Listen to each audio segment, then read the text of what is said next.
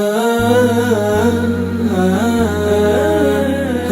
General ने एतराफ़ किया है कि पाकिस्तान की फ़ौज जो है भारत के मुकाबले में ज़्यादा सलाहियतों की मालामाल है। आईएसपीआर की उन्होंने तारीफ़ की कि इंफॉर्मेशन के हवाले से पाकिस्तान की जो फ़ौज है वो भारत से जीत चुकी है। तो इस पर आप क्या कहेंगे?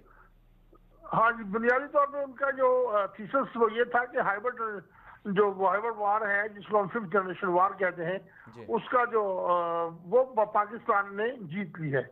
हकीकत ये है कि इंडिया, अमेरिका, ईरान, इजराइल, ये जितने भी पाकिस्तान के दुश्मन हैं, हम्म। उन्होंने इस हवाले से पाकिस्तान में एक फिफ्थ जनरेशन वार मुसल्लत कर रखी है। और अल्हम्दुलिल्लाह ये दुश्मन की जुबान से हम सुन रहे हैं कि वो जंग, वो अपने मकासद में वो लोग कामयाब नहीं हो सके। ये बात दुरुस्त है। इंडिया का जो स्टेट मीडिया है वो सारे का सारा बुनियादी तौर पे हिंदू इंतहा पसंद मीडिया है।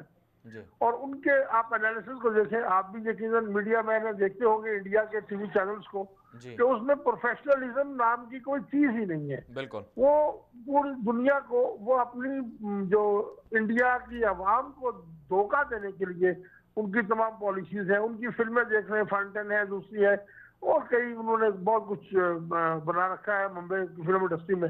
अब फिल्म इंडस्ट्री में या स्क्रीन के ऊपर वो पाकिस्तान को शिकस्त दे रहे हैं। वो अपनी, उनकी फौज बहुत दुनिया की सबसे ताकतवर फौज है। जी। लेकिन अमली तौर पर उनका आलम यह है कि अभी तो वो सारा कुछ सामने आ गया कि उन्होंने बिल्कुल। पाकिस्तानी तैयारे के साथ लड़ाई करते हुए अपने ही हेलीकॉप्टर को मिसाइल से मारा। बिल्कुल। ये उनकी सलाहियतों का आलम है।